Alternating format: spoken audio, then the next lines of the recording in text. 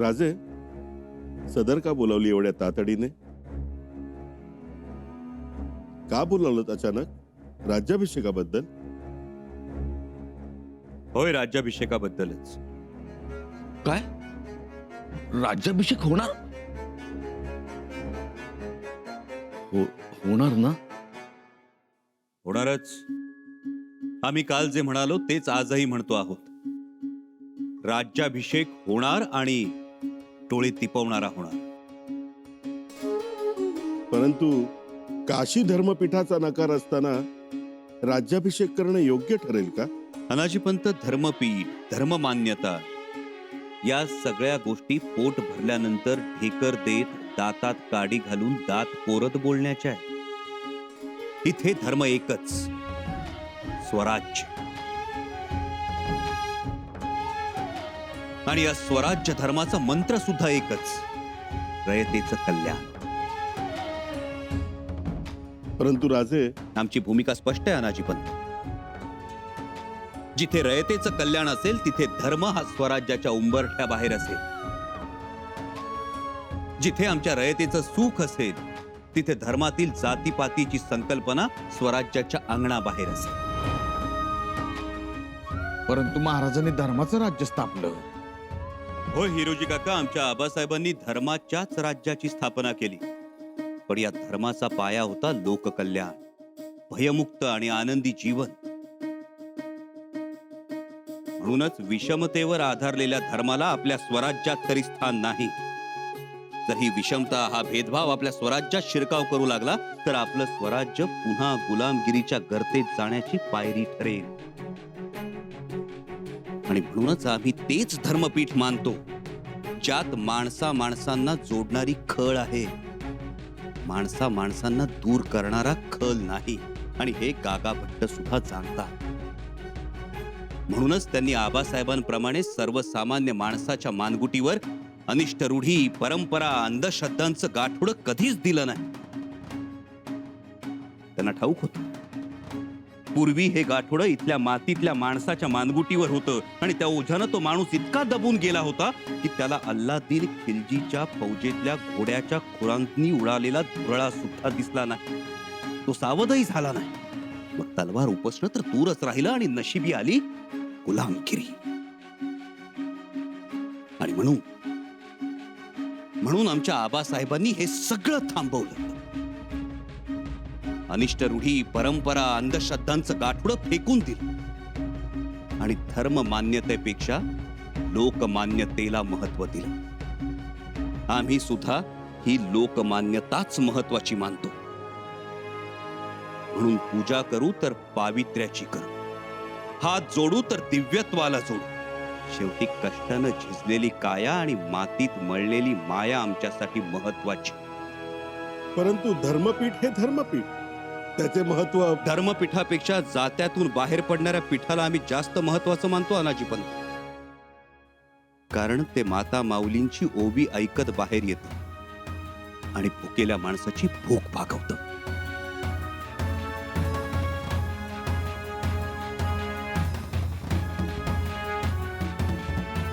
पण मग असं आहे तर गागा भट्ट का येत नाहीत? आणि ते आले नाही तर राज्याभिषेक कोण करणार? रावजी नाना, किती दिवस आपण प्रत्येक वेळी दुसरीकडेच बघत राहायचं. आपल्याही मातीत ज्ञानी आहेत, पंडित आहेत, महापंडित आहेत. त्यांना कधी संधी देणार आपण? जर आपणच आपल्या माणसांना संधी दिली नाही तर आपली माणसं कधी मोठी होणार? पण अशी व्यक्ती आहे आपल्या इथे? एक कविराज सोडून दुसरं कोणतंही नाव सांगा बघू.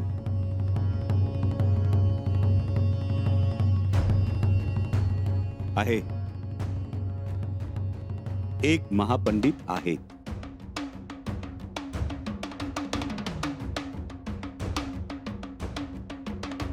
कोण? केशव भट्ट.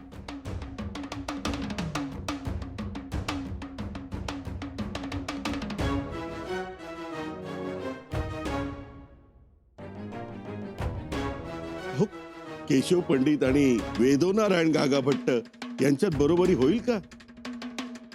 होईल, नक्कीच बरोबरी होईल. आणि ही बरोबरी आम्ही केलेली नाही, स्वतः गागा भट्टांनी केलेली आहे.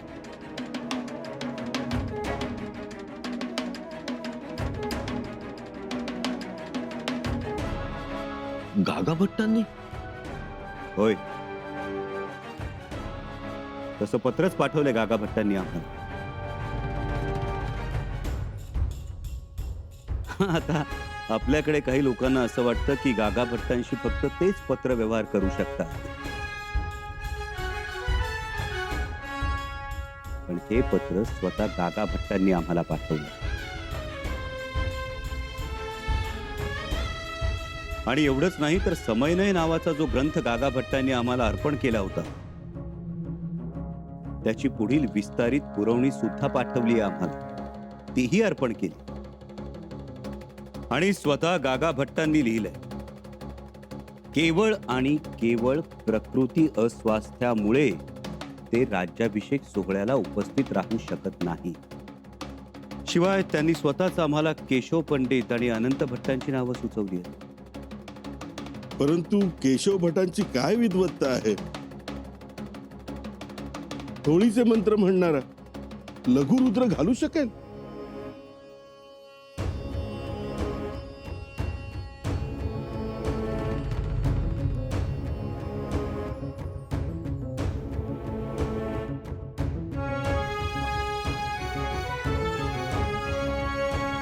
या केशव भट्ट.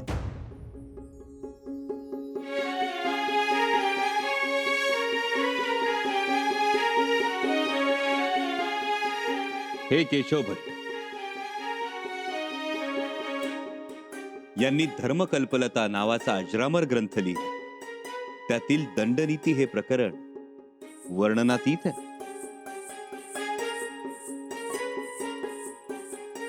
त्यजन्ति शूर्प दोषान गुणान ग्रहणन्ति साधवः. दोषाग्रही गुणत्यागी चालनिरिव दुर्जनः. वा, सुंदर, अप्रतिम. जे सज्जन रसिक असतात ते सुपाप्रमाणे दोष टाकून गुण तेवढे ग्रहण करतात, आणि जे दुर्जन असतात ते चाळणीप्रमाणे गुण गाळून दोष तेवढे घेतात. वा, सुंदर. वा, लय छान. महापंडितांची योग्यता आपण ठरवू शकत नाही, ठरवू नये. ते श्रेष्ठ आहेत, ज्ञानी आहेत, आणि आमचा राज्याभिषेक तेच करतील. आणि या राज्याभिषेकाला गागा भट्टांचा आशीर्वाद असेल.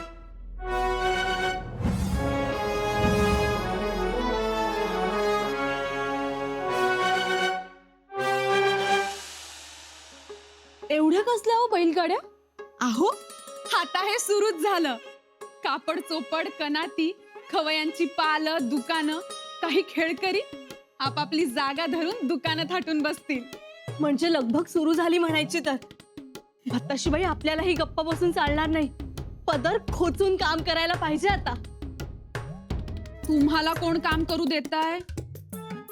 अहो, मी राणी साहेब. तुम्हाला बंधन, हे करू नका, ते करा, ही पूजा, तो अभिषेक, तरीही करायला पाहिजे. आता तुम्ही एकच काम करा. कोणतं काम मातोश्री? तेवढा सांगावा धाडा माहेरी. पण निमंत्रण तर गेलं असेल सदरेवरून. अहो, ते तर जाणारच, पण आपल्या मायेची माणसं असतात. एकदा का मागे राहिली ना की मागेच राहतात. धाडा सांगावा, खास माणूस पाठवा. आणि मातोश्री, माहेरची माणसं दिसली की तो आनंद काही वेगळाच असतो. हो तर, देव दिसल्यावर जेवढा आनंद होईल ना, त्याहीपेक्षा जास्त आनंद माहेरची माणसं पाहिल्यावर होतो. तो दिसतोय.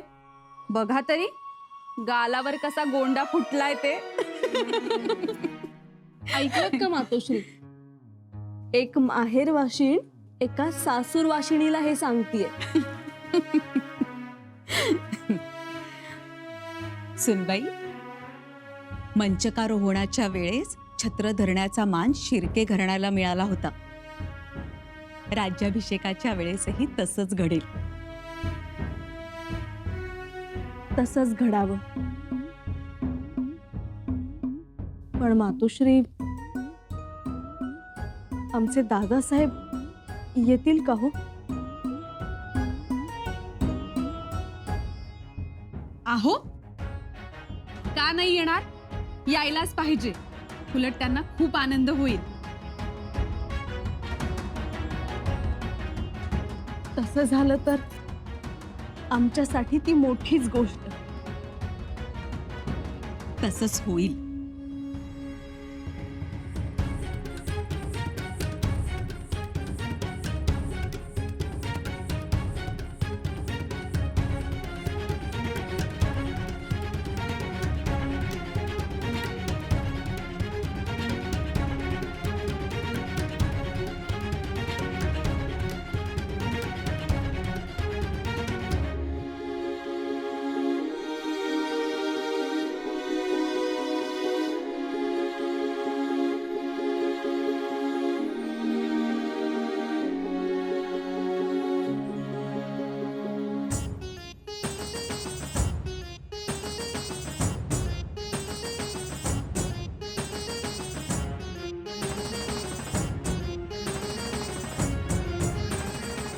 इथेच असेच बसले होते गागा भट्ट, वेदो नारायण. आम्ही उभयतांनी त्यांची पाद्यपूजा केली होती. काय त्यांचे ते आहाहाहा. का हो? हो ना, कोणाच्याही घरी नव्हते गेले, पण आमच्या घराला पाय लावून गेले. हम्म.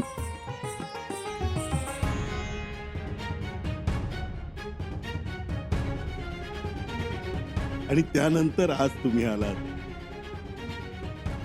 काय तुमचे तेज, काय ज्ञान. वा वा. तुमच्या हातून राज्याभिषेक सोहळा संपन्न होणार मोठाच आनंद आहे. आनंद, त्यांना आनंद, मला आश्चर्य. आश्चर्य कशामुळे? म्हणजे हेच, गागा भट्ट नाही म्हणाले. एवढे मोठे धर्माधिकारी महापुरुष ते, आणि तुम्ही हो म्हणालात. कसे काय तयार झालात? मुद्दा अगदी स्पष्ट आणि स्वच्छ आहे पंत. ते नाही म्हणालेले नाहीत. म्हणाले केशव पंडित. हे पहा, गागा भट्ट म्हणजे साक्षात वेदो नारायण. त्यांचा प्रत्येक शब्द हा अगदी लख्ख असतो. ते नाही म्हणाले ते राज्याभिषेकाला नाही, त्यांच्या येण्यास नाही म्हणाले, आणि ते देखील प्रकृती अस्वास्थ्यामुळे. अहो, त्यांना शाक्तपंथीय शंभूराजांचा राज्याभिषेकच मान्य नाही. म्हणजे असं कानावर आलंय. अहो, काय बोलताय तुम्ही? तुम्ही स्वयंपाकाचं बघा बघू. केशव पंडितांना पोळीवर रवाळ तूप लागतं. जा जा बघा.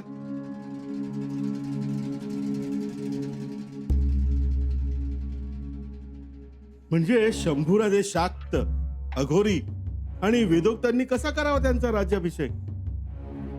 त्यात तुम्ही वेदोक्त.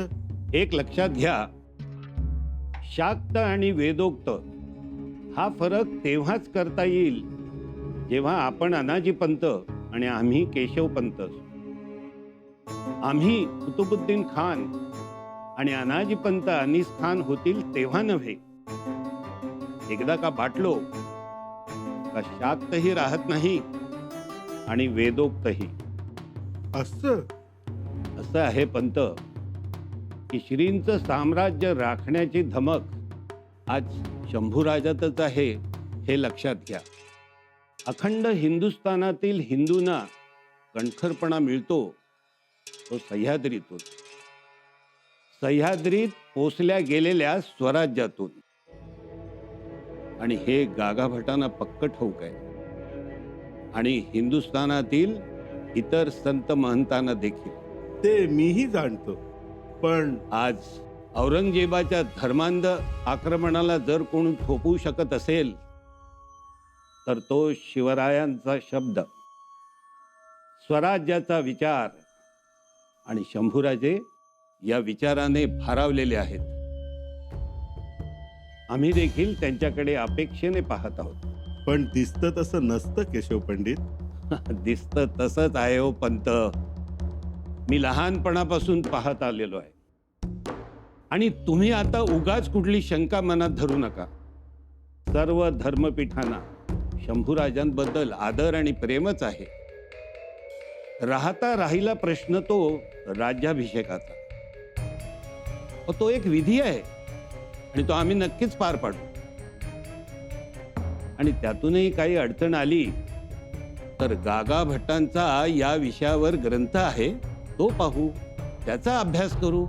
काय आहे त्यात?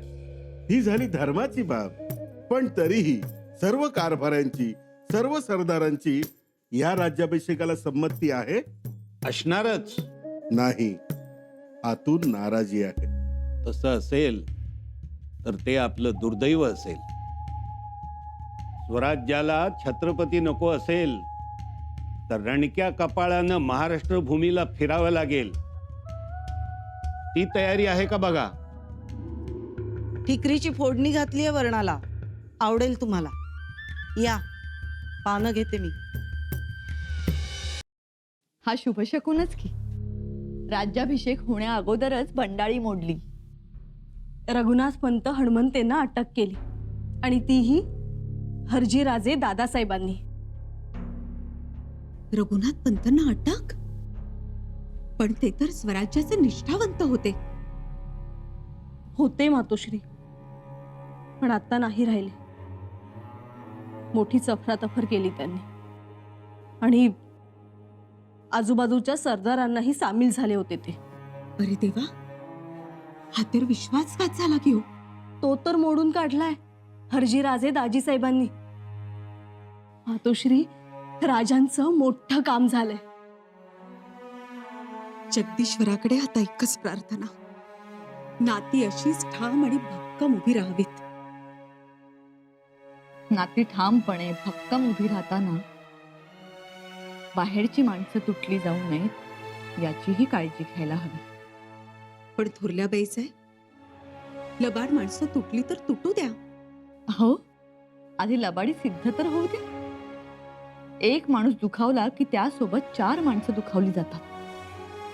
ते तर होणारच मातोश्री. सुनबाई, हा एवढा निर्धास्तपणा काही कामाचा नाही. रघुनाथ पंत हे जनार्दन पंतांचे बंधू आहेत. काय वाटतं तुम्हाला, जनार्दन पंत गप्प बसतील? आकांड तांडव करतील. बघाच तू. पंत, अहो कुठाय तुम्ही? जनार्दन पंत? पंत, अहो काय चालवलंय हे? काय झालं? आमच्या हातातल्या काढण्यांचे वळ ताजे असतानाच आता आमच्या भावाला जेरबंद केलंय. काय? हो. रघुनाथ पंतांना अटक? ठरवून अटक देवा, ठरवून अटक, ठरवून अपमान. पण त्यांचं तर दक्षिणेत चांगलं काम होतं. देवा, आंधळा माणूस सुद्धा सांगेल माझा भाऊ किती कर्तबगार आहे, किती मेहनती आहे.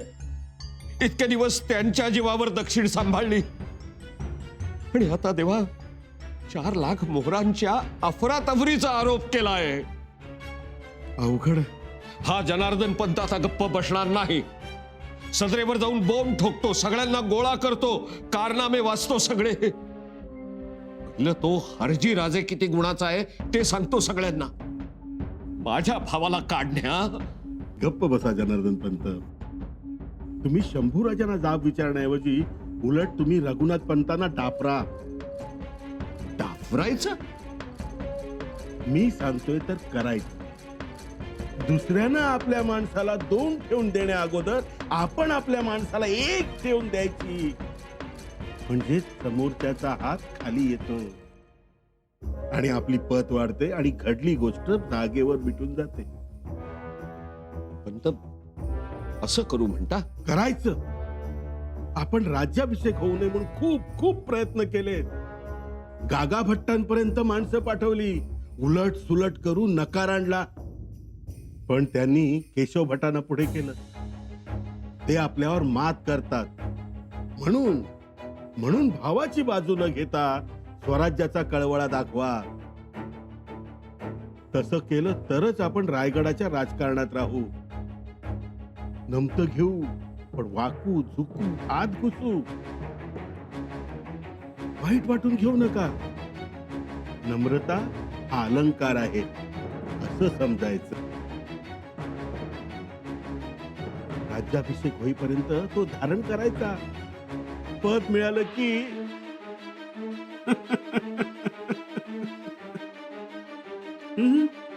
धीरानं घ्या.